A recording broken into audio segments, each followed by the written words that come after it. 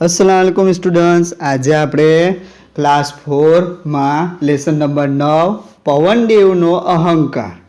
અહંકાર એટલે વિદ્યાર્થી મિત્રો અભિમાન કહેવામાં આવે છે. તો તેમાંથી અહંકાર નિર્મૂલ્ય જેવા મૂલ્ય પ્રાપ્ત થાય છે. તો એમાં રાહી નામની છોકરીને પ્રશ્ન ઉદ્ભવે છે, દાદી સૂર્યદેવ બળવાન છે કે પવનદેવ બળવાન છે? તો ત્યારે એને દાદી કહે છે કે અરે વાહ, ખૂબ સરસ પ્રશ્ન પૂછ્યો છે. ત્યારે સુજલ એને સમજાવે છે, રાહી દરેક પોતાની રીતે બળવાન હોય છે, શક્તિશાળી હોય છે, પણ આપણે આપણી શક્તિ ઉપર અભિમાન નહીં કરવું તેવું કહે છે. ત્યારે તેને દાદી પછી કહે છે કે ચાલો હું તમને એક વાર્તા પવનદેવનો અહંકાર કહું છું. સુજલ બોલે છે, રાહી દરેક પોતાની રીતે બળવાન હોય છે, શક્તિશાળી હોય છે, પણ આપણે આપણી શક્તિ ઉપર અભિમાન નહીં કરવું. તો એટલે આ સુજલ સમજાવવા માંગે છે કે આપણી અંદર રહેલી શક્તિઓ પણ છે, તેને શક્તિશાળી પણ હોય છે આપણે, પણ તેના ઉપર અભિમાન કરવો નહીં. પૂર્વ જ્ઞાન તો કુદરતી તત્વોના નામ: સૂરજ, ચંદ્ર, તારો, પાણી, જમીન, આકાશ, પહાડ અને પ્રાણીઓ. તો જેવા આ જે નામ છે તે કુદરતી તત્વોના આધારિત નામ છે. આપણે પાઠ સમજીએ. એક વખત પવનદેવને પોતાની શક્તિ ઉપર અહંકાર આવી ગયો. તો એ પવનદેવ અને સૂર્યદેવની વાત કરવામાં આવેલી છે. તો એમાં પવનદેવને અહંકાર આવી જાય છે. તેમણે સૂર્યદેવને કહ્યું, તારા કરતાં તો હું શક્તિશાળી છું.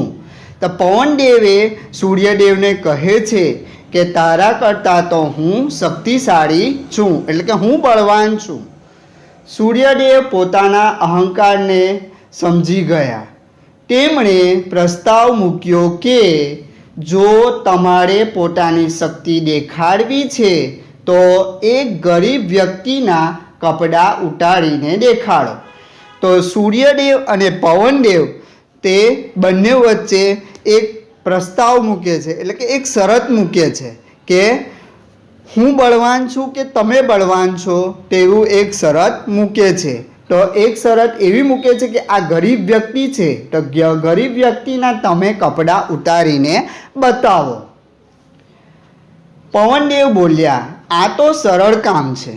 એટલે કે પવનદેવ કહે છે કે આ તો ખૂબ સહેલું કામ છે.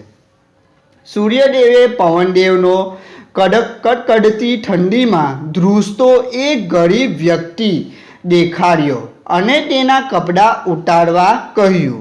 તો ઠંડીના કારણે એક ગરીબ વ્યક્તિ ધ્રુસતો તે જતો હતો. તે સૂર્યદેવે એને પવનદેવને દેખાડે છે.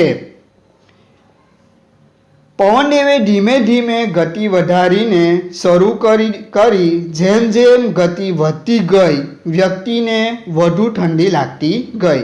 એટલે કે પવનદેવ એટલે કે હવા એને વધતી જાય છે, તેમ તેમ એ ગરીબ વ્યક્તિને પણ ઠંડી લાગતી જતી લાગે છે.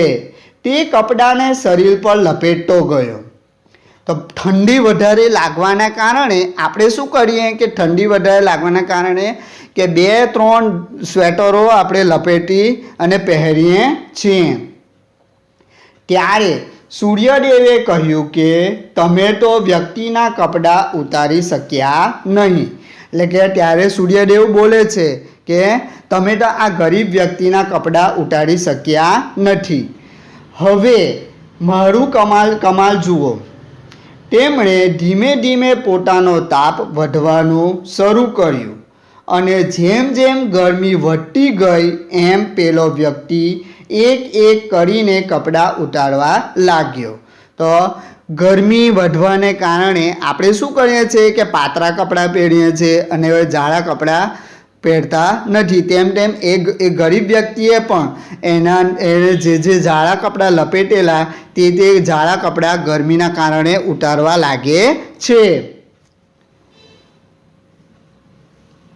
એક કરીને કપડાં ઉતારવા લાગ્યો.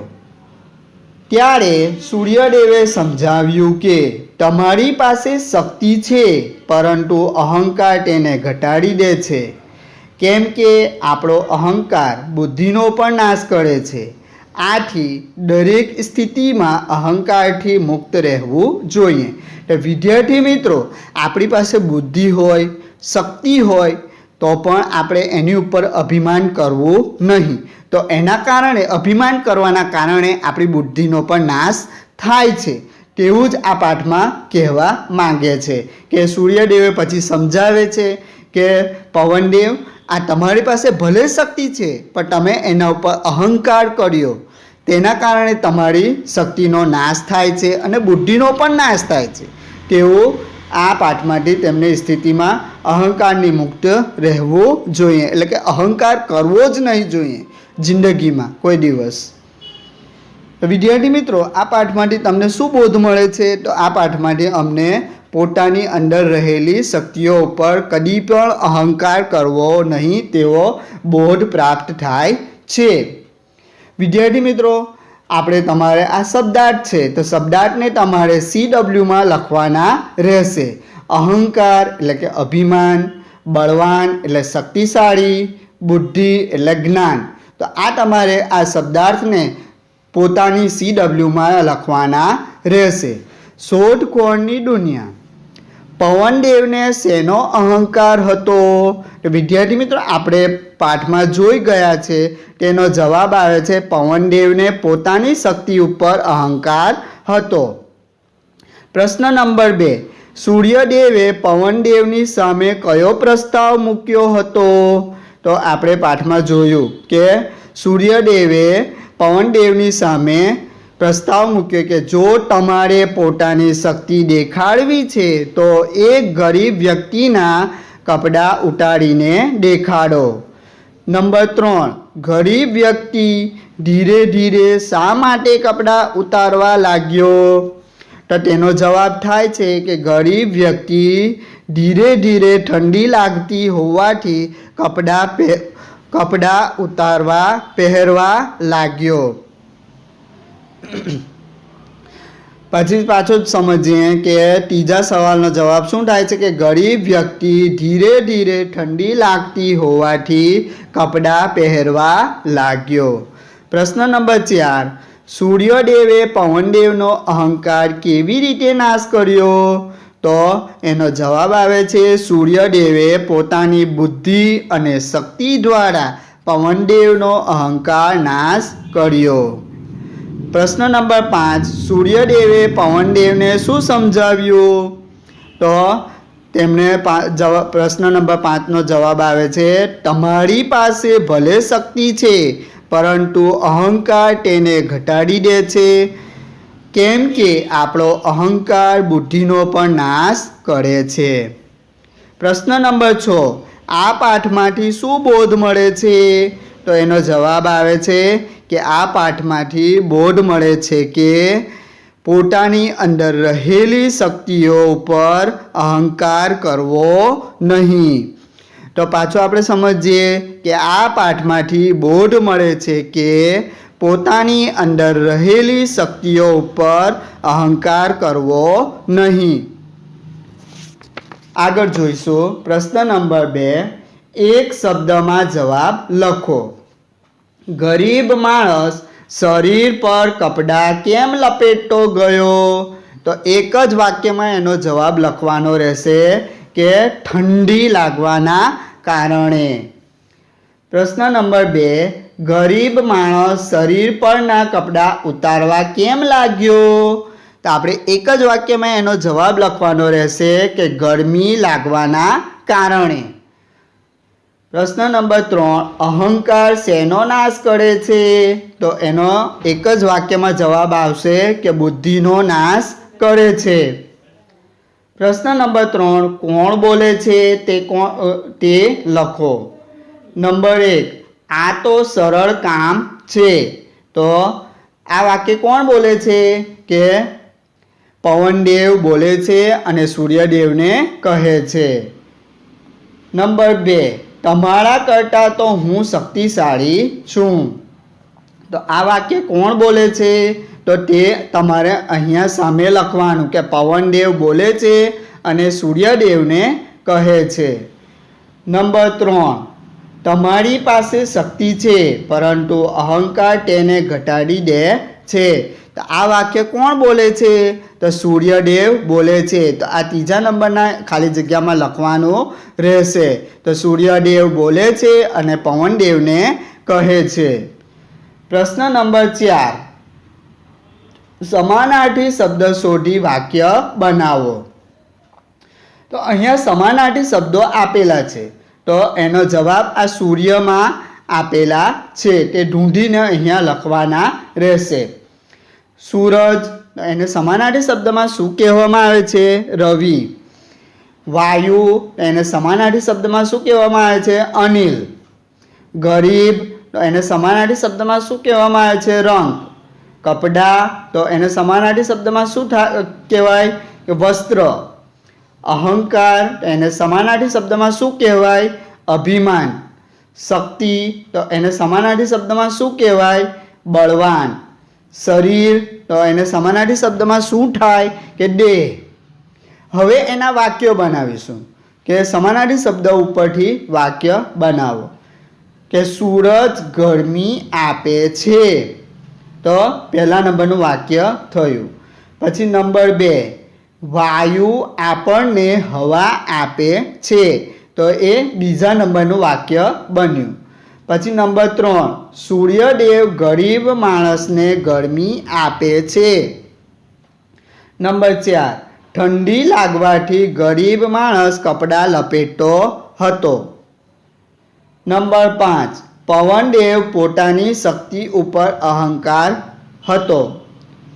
નંબર 6, સૂર્યદેવ પાસે ઘણી શક્તિઓ હતી. તો શક્તિનો શબ્દનો ઉપયોગ થાય છે વાક્યમાં. તો નંબર 7, ગરીબ માણસ શરીર પરથી કપડાં ઉતારતો ગયો. એટલે કે ગરીબ માણસ એટલે કે ગરમી લાગવાના કારણે એટલે કે એ શરીર ઉપરથી કપડાં ઉતારે છે તેવું વાક્ય બને છે. પ્રશ્ન નંબર 5, વિરોધી શબ્દને શોધીને લખો. તો આપણે વિરોધી એટલે કે ઇંગ્લિશમાં તમે જાણો છો કે એને અપોઝિટિવ શબ્દ કહેવાય છે. ગરીબ, તો એનો વિરોધી શબ્દ થાય માલદાર. શક્તિ, તો એનો વિરોધી શબ્દ થાય છે અશક્તિ. વધતી, તો એનો વિરોધી શબ્દ થાય છે ઘટતી. ગરમી, તો એનો વિરોધી શબ્દ થાય છે ઠંડી. ચાલો પ્રશ્ન નંબર 6, કૌંસમાં આપેલા શબ્દનો ઉપયોગ કરી સૂરજ વિશે વાક્ય લેખન કરો. તો વિદ્યાર્થી મિત્રો અહીંયા કૌંસમાં દરેક શબ્દો એનો જવાબ આપેલા છે. તો શું શું આપેલા છે તે જોઈએ. પૂર્વ દિશા, પશ્ચિમ દિશા, તારો, વાયુનો ગોળો, ગરમી અને પ્રકાશ આપે છે, સૂરજ દાદા. તેવા આ શબ્દોનો ઉપયોગ કરીને આપણે વાક્ય કમ્પ્લીટ કરવાના રહેશે. નંબર 1, સૂરજ ખાલી જગ્યામાં ઉગે છે. તો કઈ દિશામાં ઉગે છે? તો પૂર્વ દિશામાં ઉગે છે. તો એવું આ વાક્ય અહીંયા શબ્દ અહીંયા લખીને મૂકવાનો રહેશે. નંબર 2, સૂરજ ખાલી જગ્યા દિશામાં આઠમે છે. તો કઈ દિશામાં આઠમે છે? તે શબ્દ કયો લખવાનો? પશ્ચિમ દિશામાં આઠમે છે. નંબર 3, સૂરજ એક ખાલી જગ્યા છે. તો શું છે? તારો. તો અહીંયા તારો લખવાનું રહેશે. પછી નંબર 4, સૂરજ ઢગઢગતા ખાલી જગ્યા છે. તો શાનો ગોળો છે? એક વાયુનો ગોળો છે તે અહીંયા લખવાનું રહેશે. નંબર 5, સૂરજ આપણને ખાલી જગ્યા આપે છે. શું આપે છે? ગરમી અને પ્રકાશ આપે છે. નંબર 6, સૂરજને ખાલી જગ્યા કહીએ છીએ. શું કહેવાય? કે સૂરજને સૂરજ દાદા પણ કહીએ છીએ. વિદ્યાર્થી મિત્રો આપણે નીચે જોઈએ. નીચેના ચોરસમાં કોઈ પણ બે માનવ નિર્મિત અને કુદરતી નિર્મિત વસ્તુઓ બનાવી તેના નામ લખો. તો વિદ્યાર્થી મિત્રો, માનવ નિર્મિત એટલે કે શું શું કહેવાય? માનવ નિર્મિત કોમ્પ્યુટર છે, લેપટોપ છે, મોબાઈલ ફોન છે, તેવા અહીંયા તમારે 2 પિક્ચર ચોંટાડવાના રહેશે અને તેના નામ લખવાનું. પછી કુદરતી નિર્મિત. કુદરતી નિર્મિત એટલે કે કુદરતમાંથી જે પેદા થાય છે, કુદરતી તત્વોમાંથી જે પેદા થાય છે તેને કુદરતી નિર્મિત કહેવામાં આવે છે. તો પહેલું શું આવે કે આપણે વેજીટેબલ્સ, એમાં શું હોય? શાકભાજી. તો શાકભાજી એ કુદરતી કહેવાય, એ કુદરતી રીતે આપણે ઉછેર કરીએ છીએ. અને પછી ઝાડ છે, પહાડ છે, તેવા એ કુદરતી તત્વો કહેવામાં આવેલા છે. તો એ કુદરતી નિર્મિત કહેવાય છે. તો વિદ્યાર્થી મિત્રો, અહીંયા તમારો આ લેસન પૂર્ણ થાય છે. અલ્લાહ હાફિઝ. Thank you very much.